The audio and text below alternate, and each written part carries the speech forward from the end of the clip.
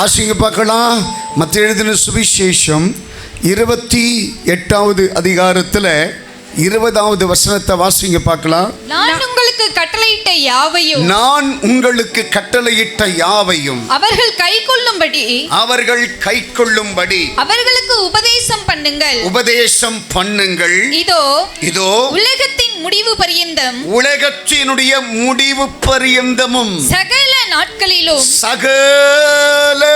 நாட்களிலும் நான் உங்களுடனே கூட இருக்கிறேன் என்றார். எத்தனை பேர் ஆமென் சொல்லுவீங்க?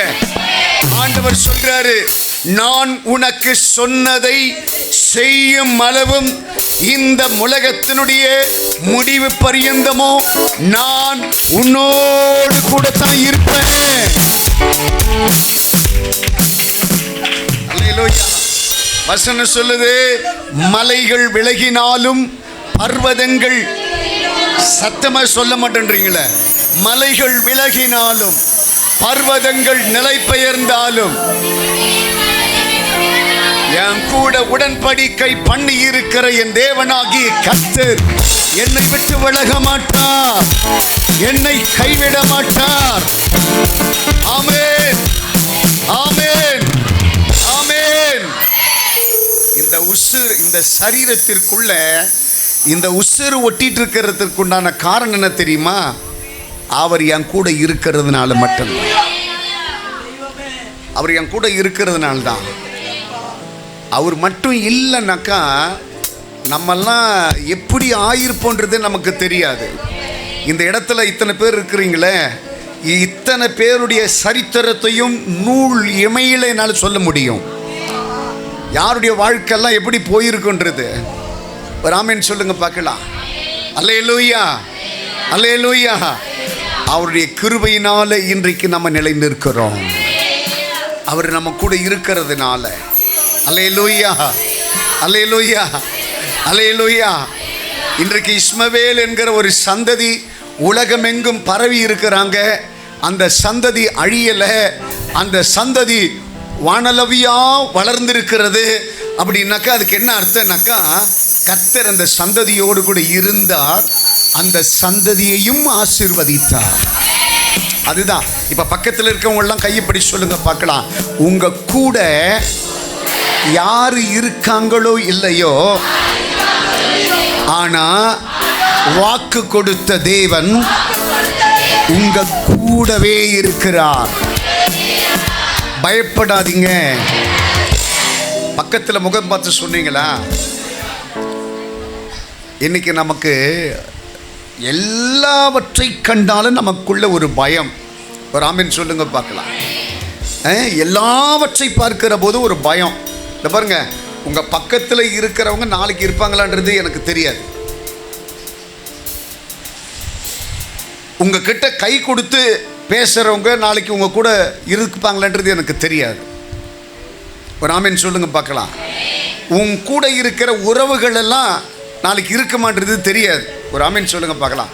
ஆனால் நான் சொல்றேன், யார் இருந்தாலும் இல்லாக்கட்டியும் உன்னை தாயின் கருவில் உருவாவதற்கு முன்னாடியே ஒரு தெய்வம் உன்னை பார்த்தாரே. அந்த தெய்வம் எத்தனை உறவுகள் மறந்தாலும் அத்தனை உறவுகளுக்கு மத்தியில நீ பயப்படாத, நான் உன் கூடவே இருக்கிறேன், நீ என்னால் மறக்கப்படுவதில்லை. எத்தனை பேர் ஆமென் சொல்லுவீங்க? சில நேரங்களில் கர்த்தர் செய்யக்கூடிய காரியங்கள் எல்லாம் பார்த்தீங்கன்னாக்கா ரொம்ப பிரமிப்பா இருக்குங்க. அல்லேலூயா, அல்லேலூயா. அந்த தெய்வம் ஆண்டவர் நமக்கு ரொம்ப பெரியவராக இருக்கிறார். அல்லேலூயா. அதனால தான் பக்தன் ஒரு பாடல் பாடுகிற போது இப்படியா சொல்றாரு. ஒரு ஆமென் சொல்லுங்க பார்க்கலாம். அல்லேலூயா. எபினேசரே உம்மை எப்படி பாடுவேன், யெகோவாயிரே எல்லாம் சேர்ந்து கையை தட்டி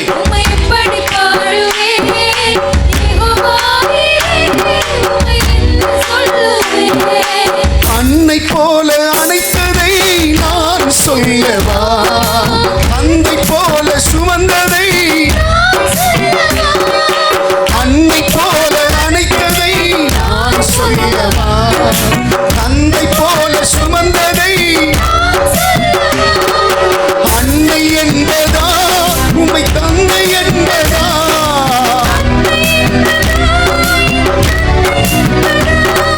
சொந்தம் என்பதா சுமை தாங்கி என்பதா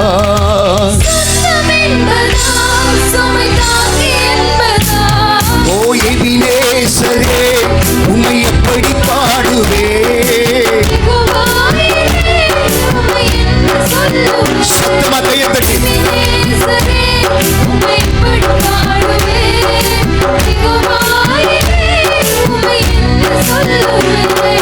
கண்மணி போல் காற்றதை நான் சொல்லவா கழுகு போல சுமந்ததை கண்மணி போல் காற்றதை நான் சொல்லவா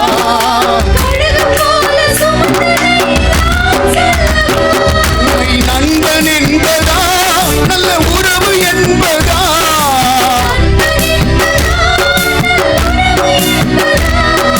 சொந்தம் என்பதா சுமை தாங்கி என்பதா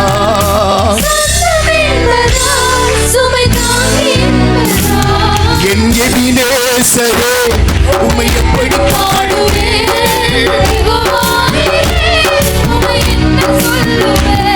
ஓ எபினேசரே உம்மை எப்படி பாடுவே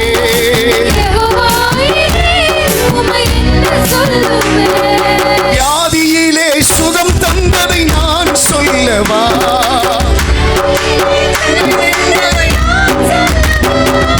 வியாதியிலே சுகம் தந்ததை நான் சொல்லவா தனிமையிலே துணை நின்றதை நான் சொல்லவா ஆறுதல் என்பதா என் தேறுதல் என்பதா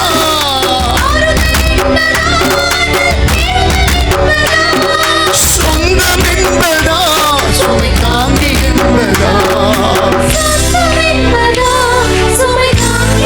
எல்லாரும் சேர்ந்து எபினேசரே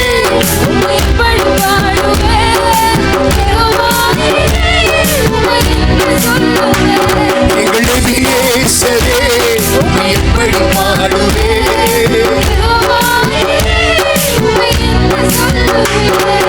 அன்னை போல சுமந்ததை நான் சொல்லவா தந்தை போல சுமந்ததை அன்னை போல அணைத்ததை நான் சொல்லவா தந்தை போல சுமந்ததை உம்மை அன்னை என்பதா என் தந்தை என்பதா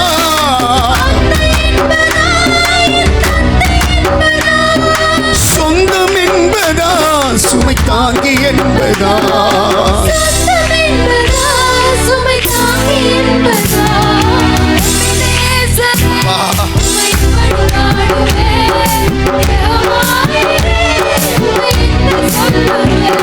ஓ எபினேசரே உம்மை எப்படி பாடுவே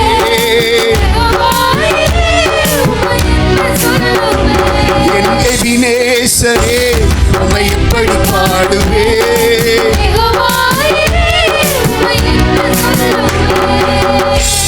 எத்தனை பேர் ஆமென் சொல்லுவீங்க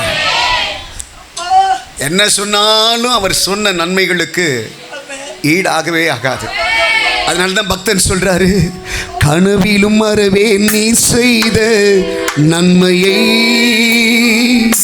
என் நினைவிலும் மறவே நீர் செய்த சொல்லுங்க பார்க்கலாம் என் கனவிலும் மறவே நீர் செய்த நன்மைகள் என் நினைவிலும் மறவே நீர் செய்த அதிசயங்கள். எத்தனை பேர் ஆமென் சொல்லுவீங்க? மறக்கவே முடியாத ஒரு உறவுங்க. சில பேர் அப்படியும் நம்ம மறந்துடுறோம், சில பேர் அப்படியும் மறந்துடுறோம். சில நேரங்களில் நம்ம கூட இருக்கிற தெய்வத்தை நம்ம மறந்துடுறோம். உன் கை பிடிச்சிருக்கிற தெய்வத்தை மறந்துடுறோம். உன் கூட பேசுகிற தெய்வத்தை நம்ம மறந்துடுறோம். யாருக்காக உன்னை விட்டு கொடுக்காத தெய்வத்தை நீ விட்டு கொடுத்துடுற. எங்கேயுமே உன்னை விட்டு கொடுத்ததில்லை, எங்கேயுமே உன்னை விட்டு கொடுத்ததில்லை. அவரை கொண்டு போயிட்டு சிலுவையில் அறைவதற்கு முன்னாடி அவரை கொண்டு போயிட்டு காட்டுறாங்க. அப்போ அந்த ராஜா இயேசுவை பார்த்து பரிதாபப்பட்டு, இயேசு ஒரே ஒரு வார்த்தை சொன்னா அவரை விடுவிக்கிறதுக்கு அவன் காத்திருக்கிறான். எப்ப நீ ஒரே ஒரு வார்த்தை மட்டும் சொல்லிடு, எனக்கு இந்த தப்புக்கு எந்த சம்மந்தம் இல்லை சொல்லிடு. உன்னை நான் விடுதலை ஆக்கிடுறேன். உன்னை பார்க்கறதுக்கு எந்த பாவமும் செய்யாத ஒரு நபராக இருக்கிற நீ அப்படின்ட்டு சொன்னார். ராமேன் சொல்லுங்க பார்க்கலாம். ஒரே ஒரு விஷயம் அவர் வாயை திறந்து, ஆமாப்பா நான் உண்மையாகவே எந்த தப்பும் பண்ணலை அப்படின்ட்டு சொல்லியிருந்தேனாக்கா, இன்னைக்கு இந்த இடத்துல நீ நானும் உட்கார்ந்துருக்க மாட்டோம். ராமேன் சொல்லுங்க பார்க்கலாம். அன்னைக்கு உன்னை என்னையும் விட்டு கொடுக்க கூடாது என்பதற்காகத்தான் அவர் வாய் திறவாத ஆட்டை போல என்ன வேணாலும் பண்ணிக்கிங்க, ஆனால் என் பிள்ளைய விட்டுருங்க. அவர் பேசுன பேச்சு, என்ன வேணாலும் பண்ணிக்கோ, என் ஆணி அடி, என் தலைக்கு மேலே முறுக்கிரிடம் வை, என்னை காரி துப்பு, என்னை சாட்டையால் அடி, பாரமான சிலுவை என் தோளுக்கு மேலே வை, என்னை அசிங்கப்படுத்து, என் உடைகளை எல்லாம் உரிந்து என்னை அவமானப்படுத்து, என்ன வேணாலும் பண்ணு, ஆனால் நான் பெற்ற பிள்ளையை மட்டும் விட்டுரு. என் ரத்தத்தை சிந்தி விலைக்கு வாங்கி இருக்கிறேன், பிள்ளையை மட்டும் விட்டுரு. இன்னைக்கு உங்களை யோசிச்சு பாருங்களேன். ஒரு கையில் இயேசு இருக்கிறாரு, ஒரு கையில் இந்த உலகம் இருக்கு. நீ யாருக்கு முக்கியத்துவம் கொடுக்கிற? எது வேணும்னு நினைக்கிற? உனக்காக ஜீவன் கொடுத்த இயேசுவை எத்தனையோ இடத்துல நீ அசிங்கப்படுத்திட்ட, எத்தனையோ இடத்துல விட்டு கொடுத்துட்ட, எத்தனையோ இடத்துல அவரை மறுதளிச்சிட்ட, எத்தனையோ இடத்துல அவர் எனக்கு தெரியாதுன்னு சொல்லிட்ட, எத்தனையோ இடத்துல அவரை நம்ம கசப்பாக்கிட்டோம், அப்படி இருதயத்தை உடைச்சிட்டோம், அவரை தூக்கி எறிஞ்சிட்டோம். ஆனா விரல் நீட்டி சொல்றேன், ஒரு இடத்துல கூட உன்னை தெரியாது சொல்லி யாருக்கு முன்னாடி அவர் விட்டு கொடுத்ததே கிடையாது.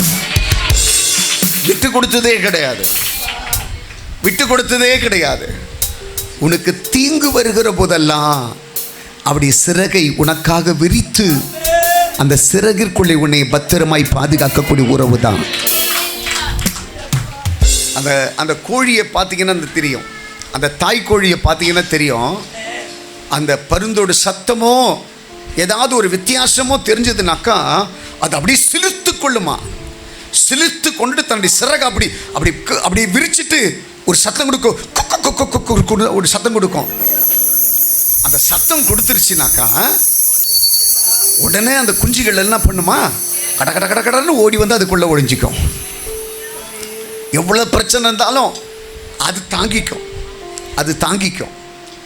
இன்னைக்கு இந்த இடத்துல நீங்களும் நானும் ஜீவனோடு சமாதானத்தோடு கூட மற்றவனுக்கு முன்னாடி கௌரவமாக, மற்றவனுக்கு முன்னாடி மரியாதையாக, டிப்டாப்பாக இன்னைக்கு இந்த இடத்துல வந்து உட்கார்ந்துருக்கிறனாக்கா அவர் பல முறை அப்படி சிறகால ஒன்று மூடி மறைத்து இருக்கிறார். ஒரு முறை இல்லை, பல முறை அவர் உன்னை மூடி மறைத்து இருக்கிறார். உனக்கு தெரியுமா, ஒரு பக்கம் உனக்கு விரோதமாக இருக்கிற மந்திரவாதிகள், ஒரு பக்கம் உனக்கு விரோதமாக இருக்கிற மனிதர்கள், ஒரு பக்கம் சூழ்நிலைகள், இதையெல்லாம் உன்னை உடைத்து போடுவதற்காக கங்கணம் கட்டி உனக்கு விரோதமாக அலைந்த போது அவருடைய சிறகு மட்டும்தான் உன்னை பாதுகாத்தது. அதனால தான் பக்தன் சொல்றாரு, நீங்க மட்டும் இல்லேனா எங்கோ நான் சென்றிருப்பேன், எப்படியோ வாழ்ந்திருப்பேன், மண்ணுக்குள்ள போயிருப்பேன், மறந்தே போயிருப்பான், நீங்க மட்டும் இல்லேனா.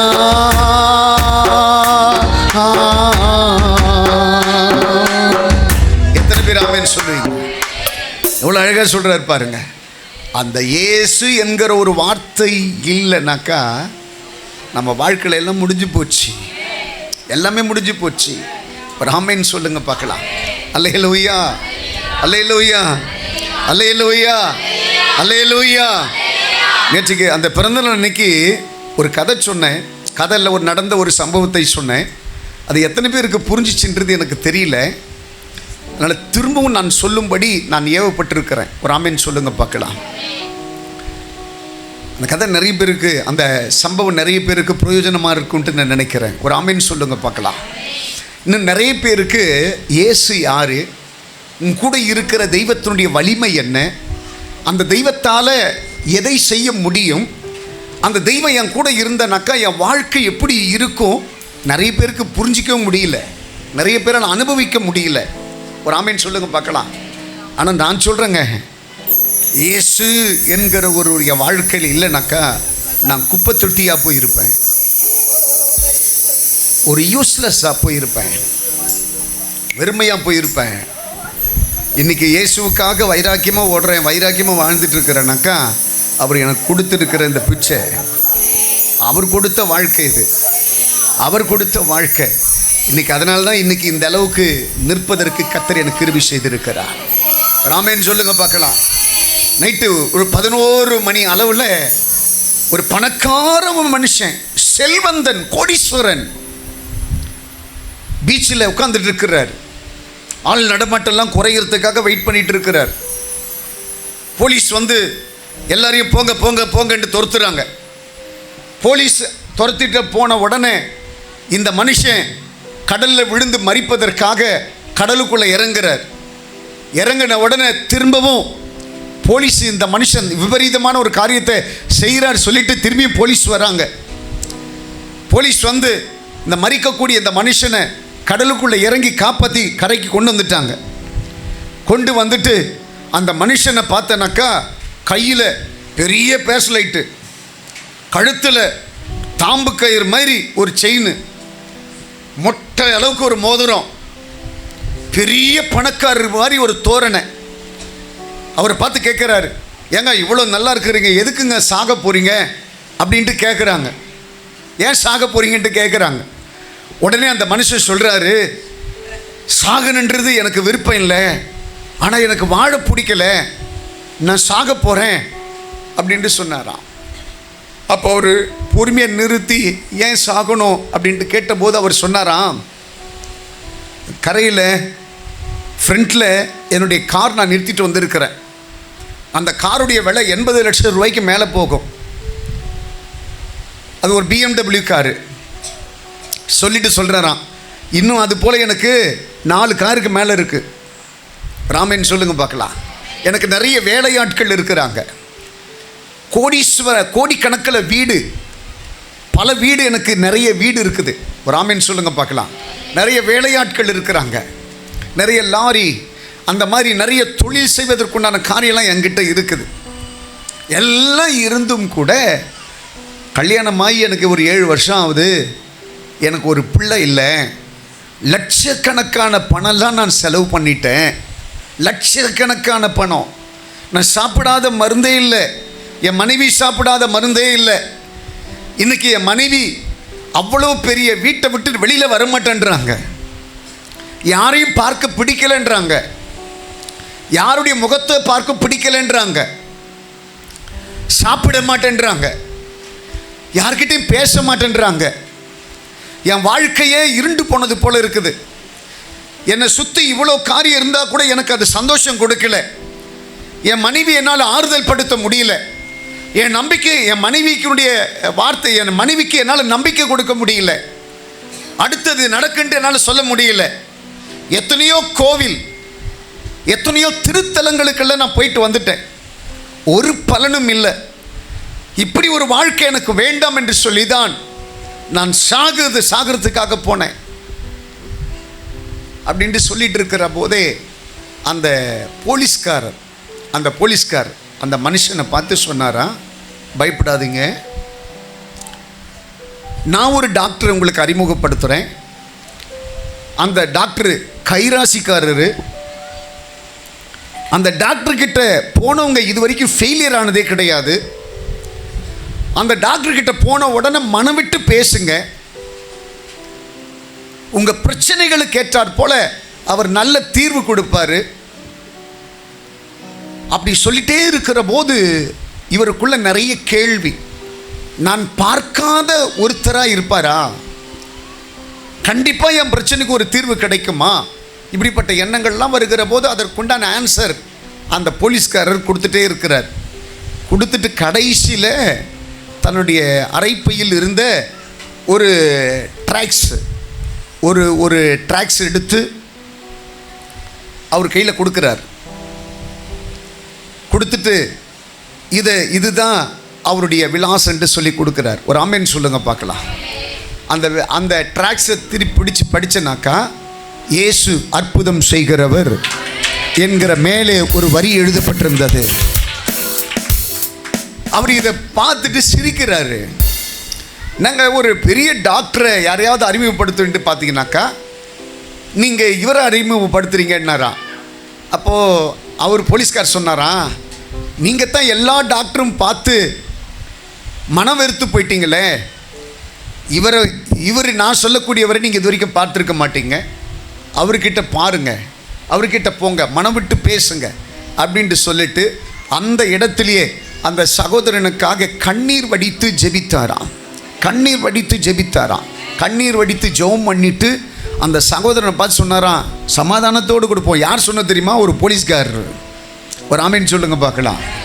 ஒரு யூனிஃபார்மில் இருக்கிற ஒரு போலீஸ்காரருடைய பையில் இருந்து ட்ராக்ஸை எடுத்து ஒருத்தருக்கு சுவிசேஷம் சொல்கிறாரு. இந்த வார்த்தையிலேருந்து ஒரு உண்மை தெரியுதா உங்களுக்கு? உங்களை எந்த ஸ்தானத்தில் கொண்டு போய் வச்சாலும் சரி, அந்த ஸ்தானத்திலிருந்து உங்களை உயர்த்தின தெய்வத்திற்காக நீங்கள் ஊழியம் செய்யணும். நீங்கள் செய்கிற ஊழியம் எத்தனை பேருடைய உயிரை பாதுகாக்கும். நீங்கள் செய்கிற ஊழியம் எத்தனை பேருடைய வாழ்க்கையை மாற்றும். நீங்கள் செய்கிற ஊழியம் எத்தனை பேர் இயேசுவின் இடத்துல கொண்டு வரும். நீங்கள் செய்கிற ஊழியம் எத்தனையோ பேருடைய வியாதியை குணமாக்கும். நீங்கள் செய்கிற ஊழியம் எத்தனையோ பேருடைய பிரச்சனைக்கு, தீர்க்க முடியாத பிரச்சனைக்கு முடிவை உண்டாக்கும். நீ ஆராதிக்கிற தேவன் சர்வ வல்லமை உள்ளவர். ஒரு ஆமென் சொல்லுங்க பார்க்கலாம். உங்க கையில மருந்து இருக்குங்க. நீங்கெல்லாம் மருத்துவ வச்சிங்க. நீங்கெல்லாம் செவிலியர்கள், மருத்துவர்கள். உங்க கையில எல்லா பிரச்சனைகளுக்கும் மருந்து இருக்கு. ஆனா நம்ம மருந்தை நம்புறது கிடையாது. ஒரு ஆமென் சொல்லுங்க பார்க்கலாம். எப்படி ஹோட்டல் கடை வச்சிருக்கிறவன் அவன் சமைக்கிற சாப்பாடை சாப்பிடாம வீட்டில இருந்து கொஞ்சம் சாப்பாடு அவன் எடுத்துட்டு போவான். பார்த்துருக்கீங்களா? ஹோட்டல் கடையில் வேலை செய்கிறவன் அவன் சமைக்கிற சாப்பாடு அவன் சாப்பிட மாட்டான். எங்கேருந்து சாப்பாடு எடுத்துன்னு போவான்? வீட்டிலேருந்து எடுத்துன்னு போவான். ஆமாம். டீ கடை வச்சிருக்கிறவன் டீ அவன் குடிக்க மாட்டான், பக்கத்துலேருந்து மோர் வாங்கி குடிப்பான். ஒரு ஆமென் சொல்லுங்க பார்க்கலாம். அல்லேலூயா. அது மாதிரி எல்லாவற்றிற்கும் உண்டான தீர்வு நம்ம கையில் இருக்கும். ஆனால் நமக்கு அந்த நம்பிக்கை இல்லை. நம்ம சொன்னால் சரியாயிடுமா? நம்ம சொன்ன அற்புதம் நடக்குமா? நம்ம சொன்னால் மாறிடுமா? நம்ம என்ன அவ்வளோ பெரிய ஆளா? ஆமென் சொல்லுங்க பார்க்கலாம். பக்கத்தில் கைப்பிடிச்சு சொல்லுங்க பார்க்கலாம். நீங்கள் பெரிய ஆள் தான். ஏங்க நான் ஒன்று சொல்கிறேங்களுங்க. மோசேனுடைய கையில் இருந்த கோல் வந்துட்டு ஃபஸ்ட்டு ஆடு மேய்க்கிற கோல். ஆனால் எப்போ அவன் ஆண்டவரை சந்திக்க ஆரம்பித்தானோ அப்போவே அது கடலை பிளக்கிற கோல். இப்போ நான் உங்களை பார்த்து சொல்கிறேன், நீங்கள் சாதாரணமாக இருந்ததெல்லாம் அப்போ. எப்போ உங்களுக்கு மேலே இயேசுவின் ரத்தம் ஊற்றப்பட்டு அவருக்காக கர்த்தர் உங்களை பிரித்தெடுக்கப்பட்டாரோ அப்போவே நீங்கள் சாதாரணமான இல்லை, சாதுரியமானவர்கள். உங்களை கொண்டு தான் கர்த்தர் பெரிய காரியங்களை செய்வார். நான் ஏற்கனவே உங்ககிட்ட சொல்லியிருக்கிறேன், இந்த இடத்துல இருக்கிறவங்கெல்லாம் ஃபர்ஸ்ட் எய்டு பாக்ஸ் மாதிரி, 108 ஆம்புலன்ஸ் மாதிரி. யாருங்க 108 ஆம்புலன்ஸ் மாதிரி. எவன் அடிபட்டு கிடந்தாலும் உடனே ஸ்ட்ரெச்சரில் தூக்கி போட்டு அவனுக்கு ஃபர்ஸ்ட் எய்டு மருந்தெல்லாம் கொடுக்கணும். அப்போ ஹாஸ்பிட்டல் எது? சபை தான். டாக்டர் யாரு? அவர் சீப் டாக்டருங்க.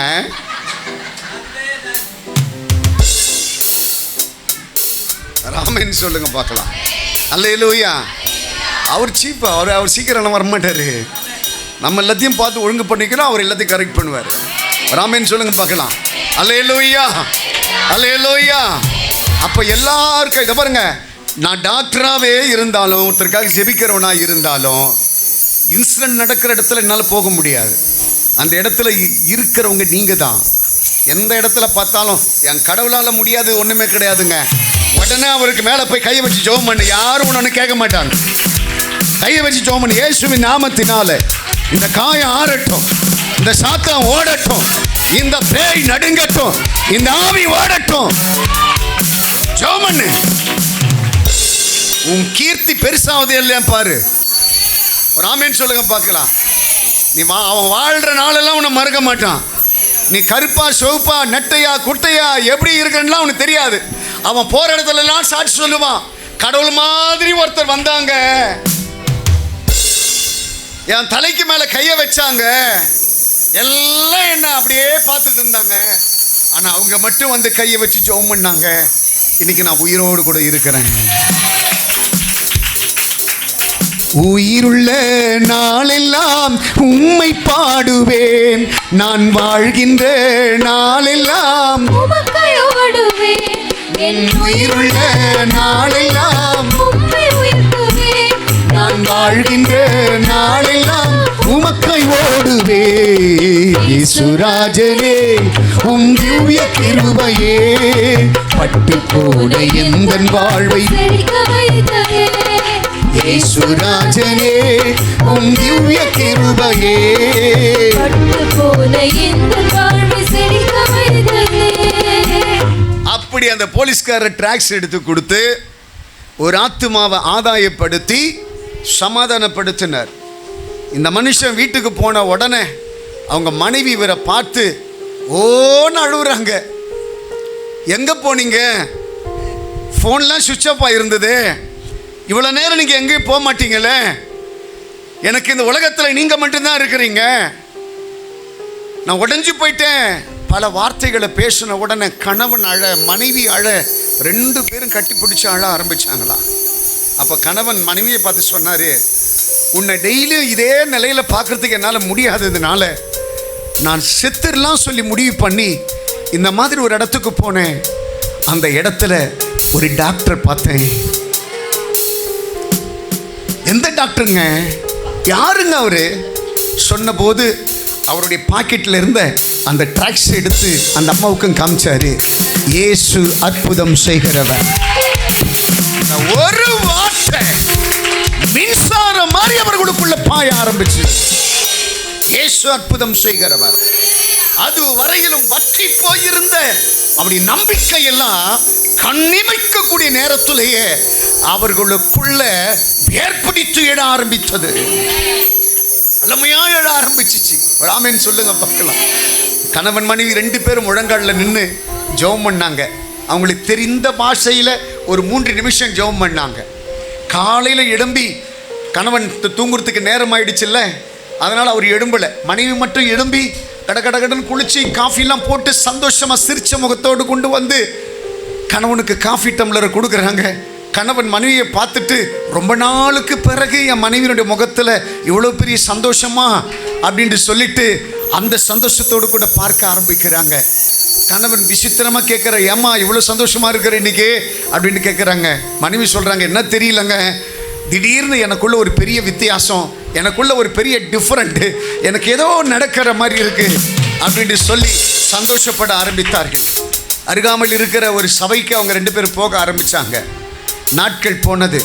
ஒரு 3 மாதங்களுக்கு பிறகு அந்த அம்மானுடைய வயிற்றில் ஒரு பெயின் இருக்குன்னு சொல்லிட்டு இந்த எண்ணமே அவங்களுக்குள்ள கிடையாது. பிள்ளை என்கிற எண்ணமே கிடையாது. வயிற்றில் வயிறு ஒரு பெயினாக இருக்கிற மாதிரி இருக்குன்னு தெரிஞ்சுட்டு ஹாஸ்பிட்டலுக்கு போயிருக்கிறாங்க. செக் பண்ண சொல்லி இருக்கிறாங்க. செக் பண்ணி பார்த்தனாக்கா 3 மாத கர்ப்பிணியாக நீ இருக்கிறமான்னு சொன்னாங்களாம். என் உயிருள்ள நாளெல்லாம் நான் வாழ்கின்ற நாளெல்லாம் எபினேசரே உம்மை எப்படி பாடுவே.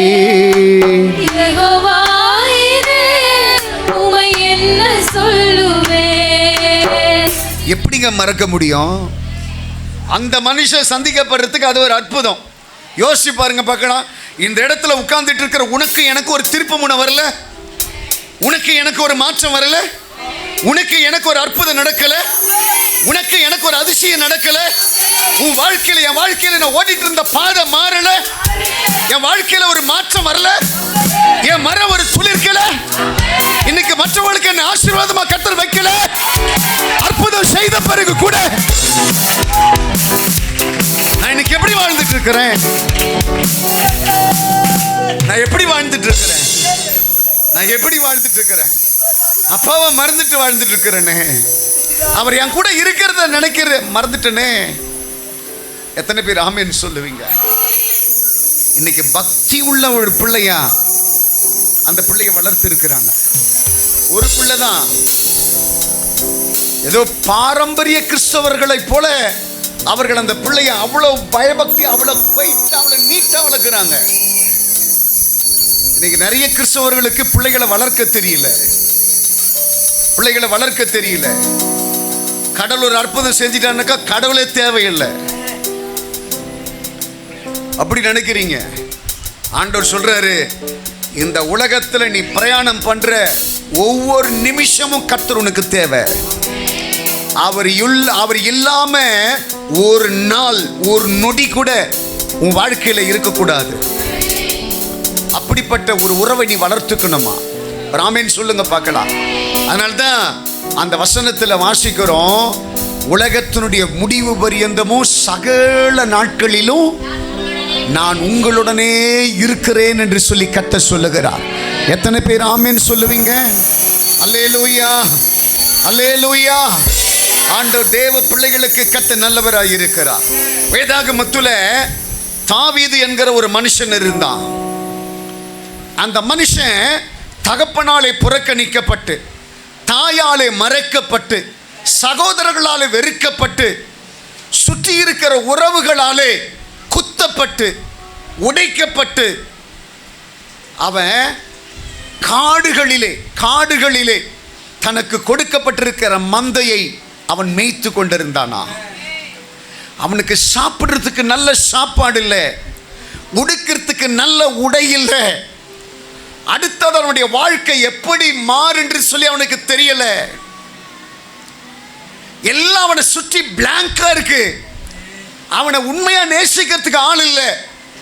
உடம்பு சரியில்லைன்னா கூட அவனை பார்த்து கொள்கிறதற்கு ஆள் இல்லை. ஒரு நாள் அவனை வரலன்னா கூட அவனை கேட்கறதுக்கு ஆள் இல்லை.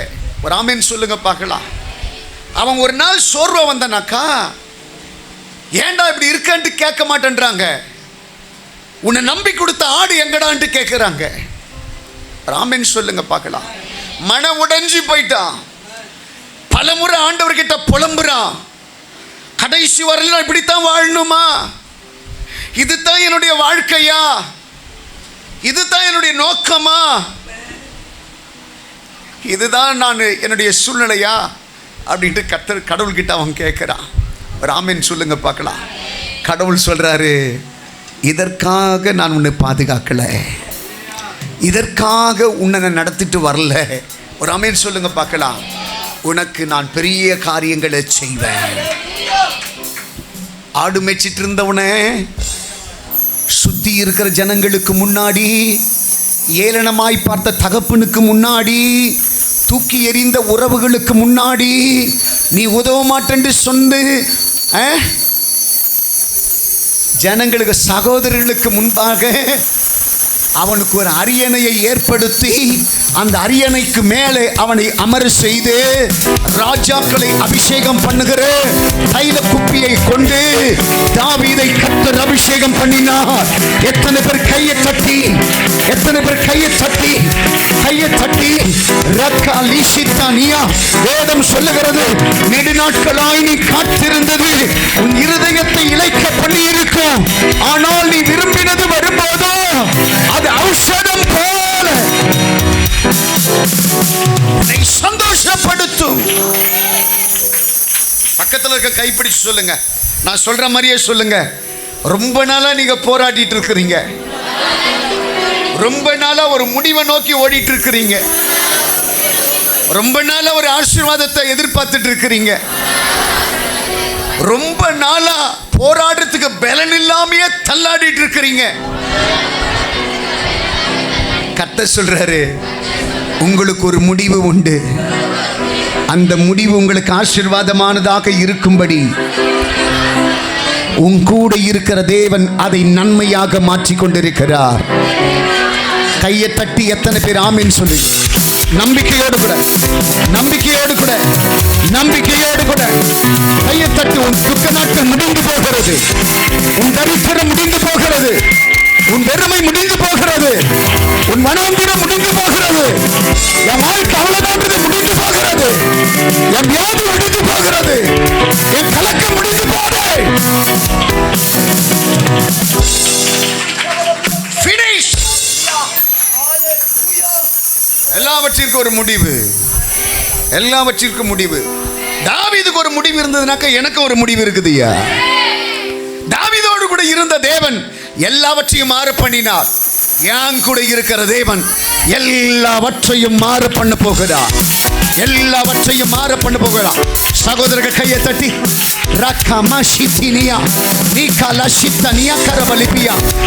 சொல்றாரு, உன்னால ஒழுங்குபடுத்த முடியாத காரியம், உனக்கு முன்பதாக கோணலாய் இருக்கிறவைகள், உன்னால ஒழுங்குபடுத்த முடியாதவைகளை, இந்த காரியத்தை என்னால சீர்படுத்த முடியல, இந்த காரியத்தில் என்னால் மாற்றத்தை ஏற்படுத்த முடியல, இந்த காரியத்தில் என்னால ஒரு மாற்றத்தை செய்ய முடியல.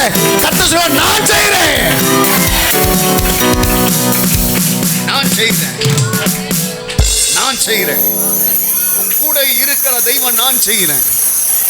ஆமென் சொல்லுங்க பார்க்கலாம். தாவீதோடு கூட இருந்த தெய்வம் ஒரு பெரிய ஒரு மாற்றத்தை செய்தார். தாவீதனுடைய கண்கள் எல்லாம் அப்படியே வியந்து போச்சு. எனக்கா இந்த மகிமை, எனக்கா இந்த மேன்மை. நான் உங்களை பார்த்து நான் ஒரு காரியம் சொல்றேங்க, எவ்வளவு போராட்டம் வந்தாலும் சரி பொறுமையாயிருங்க. தாவீது 40வது சங்கீதத்தில் முதல் வசனத்தில் சொல்றாரு, நான் கர்த்தருக்காக பொறுமையா காத்திருந்தேன். என்ன வார்த்தைங்க அது, என்ன வார்த்தைங்க. எங்க அப்பாவுக்கு என்ன பிடிக்கல, எங்க அம்மாவுக்கு என்ன பிடிக்கல, என் சகோதரர்களுக்கு என்ன பிடிக்கல, என் ஊராருக்கு என்ன பிடிக்கல, யாருக்குமே என்ன பிடிக்கல. ஆனா நான் பொறுமையாக காத்திருந்தேன். என் கூட இருக்கிற தெய்வம் என்னை கைவிட மாட்டார், என் கூட இருக்கிற தெய்வம் என்னை மறக்க மாட்டார். என் கூட இருக்கிற தெய்வம் எனக்கு கொடுத்த வாக்குத்தத்தங்களின்படி என்னை உயர்த்துவார், என்னை ஆசீர்வதிப்பார், எனக்கு நன்மை செய்வார், எனக்கு ஒரு குறையும் குறை வைக்க மாட்டாரு. எத்தனை பேர் மறக்க மாட்டாருங்க, மறக்க மாட்டார். அதான் 1 சாமுவேல் 18ஆம் அதிகாரத்தில் 14வது வசனத்தை வாசிங்க பார்க்கலாம். தாவீது தன் செய்கைகளில் எல்லாம் புத்திமானாய் நடந்தான், கர்த்தர் அவனோட கூட இருந்தார். எத்தனை பேர் ஆமென் சொல்லுவீங்க? தாவீதுடைய வெற்றிக்கு காரணம் என்ன? காரணம் என்ன? கர்த்தர் அவன் கூடவே இருந்தார், அவன் கூடவே இருந்தார். நான் உங்களை பார்த்து சொல்றேன், உன் கூட கர்த்தர் நண்பராய் இருக்கணும், சிநேகிதராய் இருக்கணும், அப்பாவாய் இருக்கணும், அம்மாவாய் இருக்கணும். எந்த உறவை வேணாலும் மறந்துடுங்க, ஆனா இயேசு என்கிற உறவை மறந்துடாதீங்க. அவர் இருக்கிறதுலயே ஆசீர்வாதமானவர். அதனால்தான் எனக்கு ரொம்ப தினகரன் ஐயா பாட்டில் எனக்கு ரொம்ப பிடிச்ச ஒரு பாட்டு, எல்லாம் அப்படி எழும்பி நெல்லுங்க பார்க்கலாம், எல்லாம் அப்படி எழும்பி நெல்லுங்க பார்க்கலாம். தகப்பனே, எல்லாம் பார்த்து சொல்லுங்க பார்க்கலாம். நீரில்லாத நாளெல்லாம் நாளாகுமா,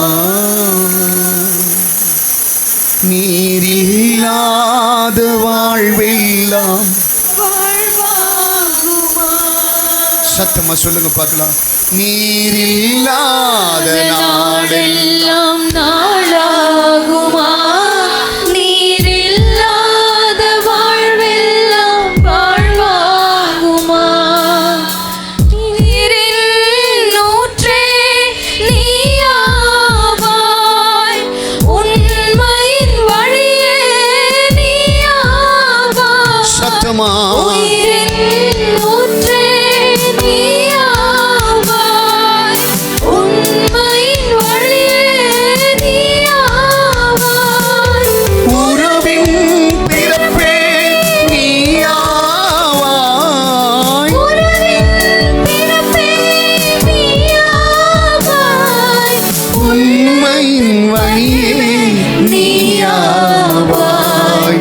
உள்ளத்தின் மகிழ்வே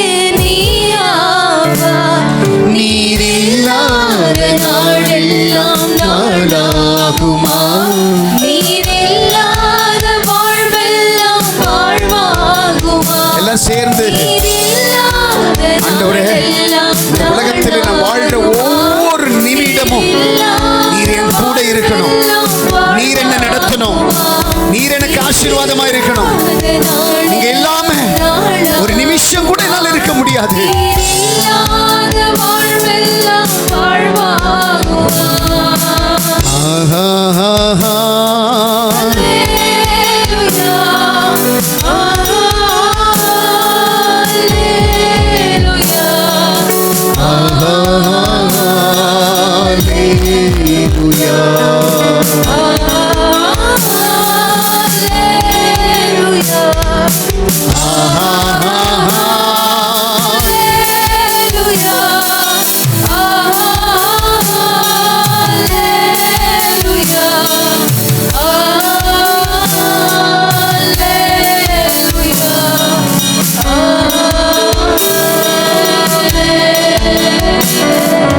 நல்லவரே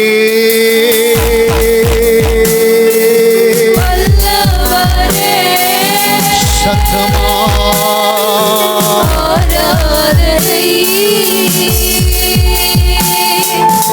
ஆராதனை ஆராதனை நல்லவரே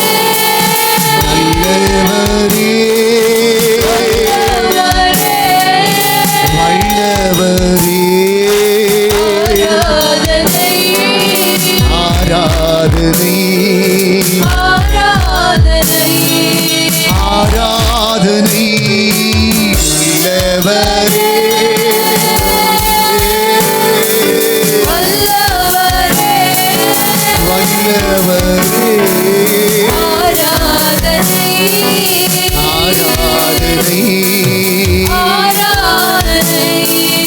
ஆராதனை.